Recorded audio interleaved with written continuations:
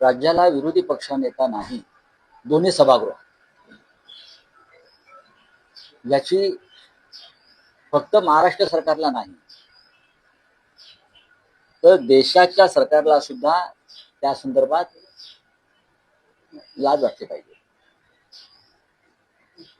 विरोधी पक्षाशिवाय, नेत्याशिवाय तुम्ही दोन्ही सभागृह चालवायचा प्रयत्न करता, पण नरेंद्र मोदी प्रधानमंत्री झाल्यापासून शक्य असेल तिथे ते विरोधी पक्षनेता देण्याचं टाळतात. राहुल गांधी यांना तर आज ते विरोधी पक्षनेते आहेत लोकसभेत, पण त्यांना लोकसभेतूनच कायमच्या बाहेर काढण्याचं कारस्थान सुरू आहे. ते विरोधी पक्षनेता नको. महाराष्ट्राच्या विधानसभेत आणि विधान परिषदेमध्ये विरोधी पक्षनेता येऊ नये म्हणून कायदा बदलण्याचं काम, कायदाही बदलला जातो. ह्याला निर्लज्जपणा म्हणतात.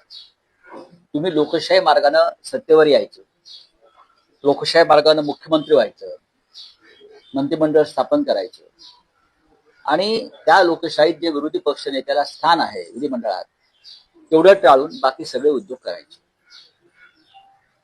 लोकशाहीला कलंक लावणारा एक कृत्य आहे. विधान परिषदेत आणि विधानसभेत विरोधी पक्ष नेता दिला तर तो अनेक विषय घणाघातीपणे मांडेल, अनेक विषयांवरती चर्चा घडवून आणेल आणि सरकारची कोंडी करेल. या भीतीपोटी जर विरोधी पक्ष नेता नेमायचा असणं ही सरकारची भूमिका असेल तर हे सरकार एक नंबरचं डरपोक.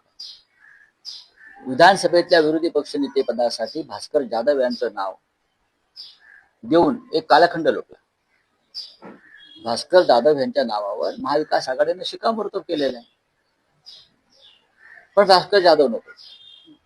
तर तुम्ही कोण ठरवणार? विधान परिषदेमध्ये काही निर्णय झालेले आहेत, तिथेही त्या पद्धतीनं विरोधी पक्षाला ते पद द्यायचं नाही यासाठी कारस्थानं केली जातात. हे महाराष्ट्राच्या ज्या मातीतून डॉक्टर आंबेडकर यांनी संविधान निर्माण केलं त्या राज्यामध्ये लोकशाहीची अशी गळचीपी आणि हत्या होत असेल तर त्याची इतिहासामध्ये नोंद होईल. काळ्या कुट्टशाही हे राज्याच्या मुख्यमंत्र्यांनी लक्षात घेतलं.